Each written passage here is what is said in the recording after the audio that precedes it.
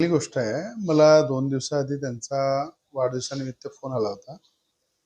हे पण बोलले, की मी मुंबईला आहे. जर मी अमरावतीत असतो, तर मी घरी आलो असतो. तर त्याबद्दल मी त्यांचे धन्यवादही मानले आणि त्यांना सुद्धा मी शुभेच्छा तेव्हाच देऊन दिल्या होत्या.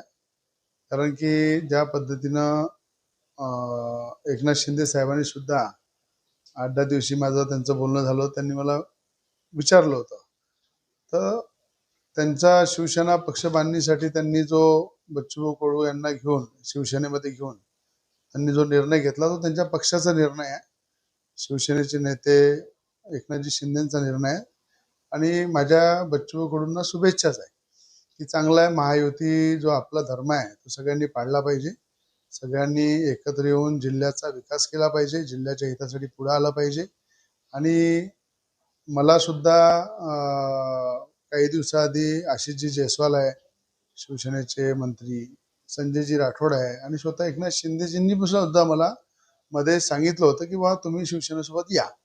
पण मी त्यांना सांगितलं होतं, मी निष्ठेने देवेंद्र फडणवीस साहेबांचा कार्यकर्ता आहे आणि देवेंद्र फडणवीस साहेबांसोबतच मी आपलं राजकीय शेवट जो आहे, म्हणजे राजकारणामध्ये जर मी आहे तिथपर्यंत निष्ठेने राज्याचे मुख्यमंत्री देवेंद्र फडणवीस साहेबांसोबतच राहील.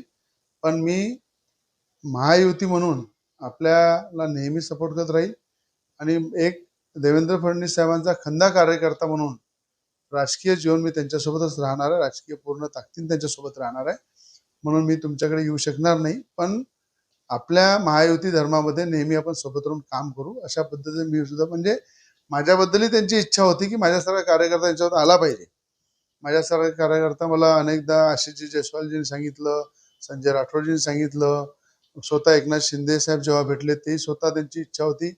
पण या ठिकाणी मला असं वाटतं, की बच्चू कडू यांना घेऊन त्यांनी या ठिकाणी शिवसेना पक्ष वाढवण्यासाठी, शिवसेनेला मजबूत करण्यासाठी एक चांगला कार्यकर्ता त्यांना मिळालेला आहे आणि महायुती म्हणून युवासेना पार्टी आहे, भारतीय जनता पार्टी आहे, शिवसेना आहे आणि या ठिकाणी सगळे मिळून महायुती धर्म पाळला पाहिजे. महायुती धर्म पाळून पुढे गेलं पाहिजे आणि अमरावती जिल्ह्याचा असो, महाराष्ट्राचा असो, आपण सगळ्यांनी मिळून चांगला राज्याचे मुख्यमंत्री म्हणून देवेंद्र फडणवीस साहेब ज्या ताकदीनं काम करताय त्यांचे हात मजबूत केले पाहिजे आणि महाराष्ट्राचा विकास केला पाहिजे.